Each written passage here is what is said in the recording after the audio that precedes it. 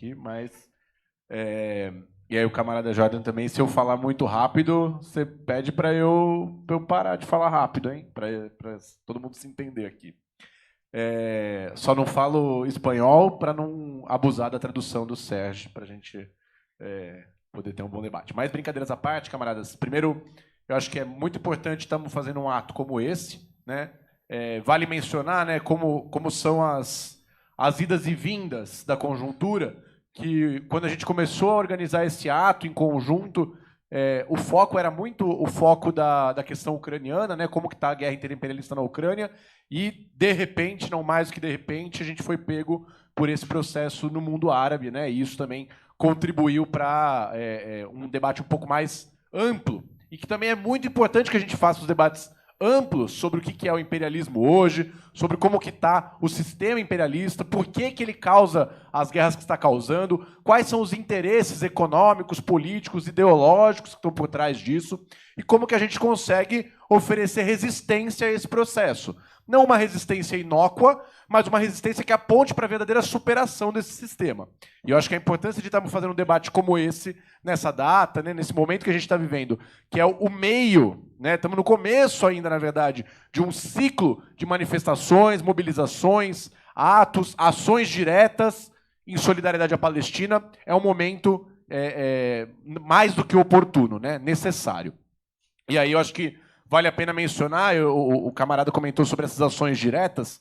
Ontem mesmo eu estava vendo um comunicado internacional de 4 sindicatos na Bélgica que são responsáveis por produção e distribuição de armamentos para a União Europeia e que eles paralisaram a produção e paralisaram o envio de armas para Israel, né? Então eu acho que vale a pena a gente puxar até uma salva de palmas. Certamente os camaradas na Bélgica em algum dia vão descobrir que houve essa salva de palmas para eles, não necessariamente na próxima semana, mas eu acho que é muito importante a gente reconhecer isso, né? Porque é esse tipo de ação que de fato faz a diferença, né? Faz a diferença quando a gente tem sindicatos, como houve na Grécia, desde o começo da guerra, tentando paralisar ferrovias que levavam peças de canhão, canhões inteiros, tanques de guerra, armamento, para passar por dentro da Grécia, por causa do porto de Pireus, e chegar nas fronteiras do leste europeu para servir, de fato, para a matança dos trabalhadores que estão envolvidos lá.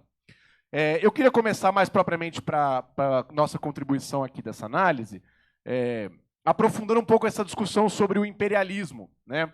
Eu acho que existem muitas e muitas posições dentro do movimento operário hoje que são posições incorretas, posições iludidas sobre a natureza do sistema capitalista, imperialista que nós experienciamos hoje como trabalhadores, né? São incorretas porque elas colocam o imperialismo como uma política de Estado. Então a gente tem um determinado país que é imperialista, um determinado governo que é imperialista. Nessa questão da Palestina a gente consegue ver muito bem gente falando para encerrar a matança, para encerrar o processo contra os palestinos, é só derrubar o Netanyahu. Como se fosse o Netanyahu o responsável por isso, e não toda a estrutura capitalista, colonialista que hoje tem, que é a base da existência histórica do Estado de Israel e que se mantém até os dias de hoje, né? E eu falo isso porque são sintomas, né? São expressões muito diferentes do que a gente está vendo hoje do sistema imperialista, a luta que ocorre na Ucrânia e a luta que ocorre na Palestina, apesar das suas semelhanças. São diferentes porque a gente consegue muito claramente ver, como disse o camarada, o que é a disputa de duas potências. Estou chamando de potência aqui o bloco euroatlântico, né, Estados Unidos e União Europeia, versus Rússia, no que é essa guerra por procuração no território ucraniano. Uma guerra por procuração porque, basicamente, nessa guerra, quem está se beneficiando são os grandes capitalistas ucranianos, são os grandes vendedores de arma internacionais, é a grande burguesia russa, que está buscando expandir seus territórios para poder se apropriar do gás natural, dos recursos naturais que tem ali, para estimular ideologicamente um chauvinismo pan-eslavista, né, que a gente já viu várias e várias vezes reaparecer nessa contenda. Então, os interesses de uma guerra interimperialista como essa, os interesses de burguesias diretamente envolvidas para aumentar a sua capacidade de absorção, de apropriação do valor produzido pela classe trabalhadora nesse país é uma coisa. Outra coisa é o que está acontecendo na Palestina, né? Ali o imperialismo está agindo de outra maneira. Ali a própria existência de um Estado, o Estado de Israel, é a existência de um projeto sionista e colonialista, né? Um processo completamente artificial. Eu acho que nós temos que deixar isso muito claro. Não devemos nos enganar pelo fato de que, sim, historicamente, há milênios, havia uma população judaica com uma presença muito importante ali. E sim, essa população judaica continuou vivendo ali durante esses milênios. E sim, quando acabou o mandato britânico na Palestina, a população judaica também ali vivia. Isso não é o sionismo. O sionismo é um processo pelo qual várias potências europeias e os Estados Unidos impuseram um determinado Estado fantoche dos seus interesses, se apropriando da tragédia, da catástrofe sofrida pela população judaica na Segunda Guerra. É muito importante que a gente coloque isso, porque, inclusive, dentro da comunidade judaica, nós temos visto vozes ainda isoladas, infelizmente, mas muito combativas na crítica ao sionismo e na crítica a esse processo colonialista que tem na Palestina. O que tem, então, ali é a ação orquestrada pelo sistema das nações, né? Que a Liga das Nações era como chamava o Lenin, mas que a ONU, sobretudo depois do fim da União Soviética, do fim dos países socialistas do leste europeu, adquiriu propriamente o seu caráter imperialista, né? Hoje a ONU absolutamente não é um organismo multilateral de grandes debates democráticos do direito internacional, ela é espaço de chancela da política imperialista, e quando a política imperialista lá é derrotada, dane-se, né? Pouco se fala sobre isso, como é o caso do bloqueio de Cuba. O que a gente está vendo ali, então, é uma guerra de outro tipo, a guerra que a gente está vendo na Palestina. E eu acho que é importante a gente poder chamar ela de guerra, porque ela é um conflito militar, é um conflito político e militar como qualquer guerra. Mas se do ponto de vista de Israel, dos Estados Unidos, da União Europeia, que tem interesses muito presentes ali na região, ela é uma guerra imperialista, colonialista, do ponto de vista da população palestina, ela é um outro tipo de guerra. Ela é uma guerra de libertação nacional. Ela é a guerra para expulsar um invasor estrangeiro das suas terras.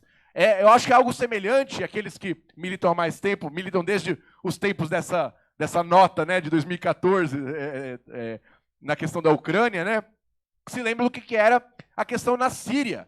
Né? A invasão que estava havendo na Síria naquele momento, forças mercenárias, independente da posição que um ou outro possa ter, e eu acho que temos que fazer muita crítica ao que é o governo do Bashar al-Assad, de como que se estabeleceram esses regimes no Oriente Médio, mas o fato é que havia mercenários sendo pagos para entrar na Síria. O que hoje a gente está vendo em Israel é uma coisa muito semelhante, mas muito mais articulada, muito mais historicamente estabelecida e com respaldo da comunidade internacional, com respaldo de cada país, de cada governo burguês que diplomaticamente sustenta as relações com o Estado israelense. Né? Para o povo palestino, essa guerra de libertação nacional é uma guerra justa. Para eles, não se trata de uma guerra para avançar para dentro de um território que não é deles, para poder tirar dali seus bens, para poder tirar dali recursos naturais, para poder exportar capitais para aquela região, extraindo dali o mais valor daqueles trabalhadores. Para eles se trata da reconquista de um território. Para eles se trata da capacidade de viver sem um regime de apartheid, que é o que a gente tem efetivamente na região da Palestina. Então, eu acho que entender essas variações da política imperialista, entender essas variações de como que esse sistema vai se beneficiando, vai lucrando com esses vários conflitos, com essas invasões, com essas ocupações de territórios estrangeiros, é muito importante para a gente compreender como que nós vamos fazer essa luta. Porque bem colocou o camarada também, o Hamas, ele não é uma organização revolucionária. O Hamas não é uma organização operária, não é uma organização comunista. Dificilmente alguém vai me convencer que o Hamas é uma organização de esquerda. Mas o Hamas é a expressão hoje, é uma das expressões hoje da resistência do povo palestino. Por quê? O que aconteceu para que o Hamas se tornasse essa resistência, essa expressão da resistência, e não houvesse uma expressão ali proletária, uma expressão ali revolucionária? O que aconteceu com os acordos de Oslo? O que aconteceu com organizações revolucionárias como a Frente Popular de Libertação da Palestina, que foi isolada dentro da OLP porque discordava da aplicação dos acordos de Oslo, porque discordava do falso consenso em torno das fronteiras de 67. Né? O que aconteceu com as forças revolucionárias ali foi o processo de aburguesamento, o processo de que a predominância do próprio movimento de libertação da Palestina, ele não é um movimento hoje proletário. Ele não aponta, infelizmente, isso é tarefa dos comunistas, na Palestina e fora, ele não aponta para uma Palestina unificada, mas ele aponta para uma Palestina dividida. Ele aponta para o reconhecimento do colonialismo israelense como um outro país. E isso nós não podemos reconhecer. Qualquer aval que for dado, como é dado pela ONU, inclusive, a uma solução de 2 estados, é simplesmente a gente legitimar um processo colonial moderno, um processo neocolonialista no século XXI. Todas as forças da esquerda foram favoráveis à libertação de Angola, à libertação de Moçambique, à libertação do Vietnã, à libertação do Timor-Leste, mais recente. Como tem forças que podem se chamar hoje de esquerda, que defendem a solução de 2 estados, se ela é efetivamente a solução colonialista para o problema? Ela não é a solução operária. Então eu acho que são temas, são faces desse problema que nós temos que enfrentar. E como nós vamos enfrentar isso no Ocidente, né, ou nos países capitalistas, melhor dizendo, né, não só no Ocidente, mas nos países capitalistas do Oriente também, nos próprios países árabes capitalistas, é a resposta que nós temos que dar. Como que nós vamos pensar o surgimento, o desenvolvimento de vanguardas proletárias, de organizações revolucionárias, o fortalecimento, por exemplo, da nossa parte, do Partido Comunista da Palestina, que é uma força revolucionária ali naquele território, para pensar como que a linha de classe precisa prevalecer no âmbito dessa luta. Ela vai, em vários momentos, exigir unidades, como está tendo hoje, numa resistência mais ampla, aos ataques diretos. Isso é verdade. Mas isso não pode tirar da gente o objetivo estratégico, o objetivo de fazer com que esses países tenham levantes, como disse o camarada, intifadas, verdadeiras intifadas, da classe trabalhadora contra os seus próprios países, contra suas próprias burguesias, eu quero dizer. Porque o que é o papel da Arábia Saudita hoje na região do Oriente Médio? O que é o papel dos Emirados Árabes Unidos hoje no Oriente Médio? Né? Basta ver a população do Iêmen, uma das que tem mais sofrido nesse processo, e como que muito rapidamente a população, sobretudo a classe trabalhadora, se levantou em solidariedade à Palestina. Né? São lições que nós podemos colher. Né? Não estão acabadas essas lições. Até o presente momento, infelizmente, nenhum desses processos de resistência se converteu na hegemonia da classe operária nesses países em uma revolução socialista. Não sabemos se pode se converter, mas o que nós sabemos é que existe esse potencial revolucionário e que as organizações que assim se intitulam comunistas devem explorar, devem estimular, devem traçar contatos, devem ajudar no processo de consolidação de vanguardas operárias em cada um desses países e também nos nossos países. Né? Porque quando a gente vê hoje, por exemplo, o governo Lula falando da faixa de Gaza, do assassinato de crianças, mas mantendo as relações diplomáticas e comerciais com Israel, é a hipocrisia que a gente está vendo. Quando a gente está vendo hoje esses vários...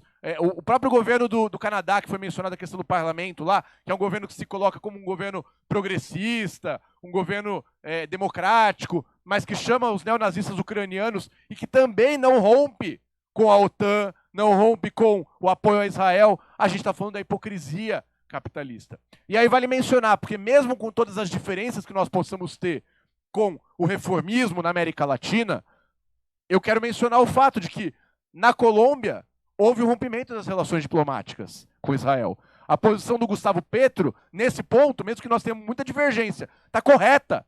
Ou melhor dizendo, é a mínima posição que se tem que ter. Todos os países, todos os governos que se intitulem democráticos têm que ter essa posição.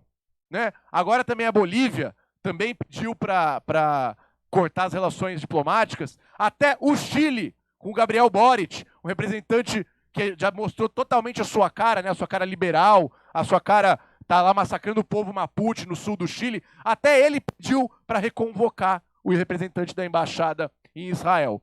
É um sinal, não é um rompimento de relações diplomáticas, mas até esses elementos estão colocados assim. Então nós no Brasil também temos uma luta em relação a essa questão da Palestina, que é também exigir do nosso país, exigir do nosso governo esse tipo de postura. né? Isso seria exigível em qualquer país, sobretudo aqui, onde ainda há setores da classe trabalhadora que têm ilusões nesse governo. Setores da classe trabalhadora que ainda acham que ele pode cumprir um papel progressivo. Nós sabemos que não pode. Então temos que, pela pressão da classe trabalhadora, exigir esse tipo de retirada, esse tipo de suspensão de qualquer relação diplomática com o Estado colonialista de Israel. Então, eu acho que é isso. Querer desejar para vocês, sobretudo os camaradas da esquerda marxista, que tem vários dias aí de discussão pela frente, muito sucesso. Querer, de novo, saudar esse espaço. Eu acho que o espaço internacionalista tem faltado no seio da esquerda, né? E é sinal de várias degradações que nós podemos falar, né, do seu ideário revolucionário comunista, e dizer que para a gente é uma honra poder construir junto esse ato aqui no dia de hoje. Obrigado.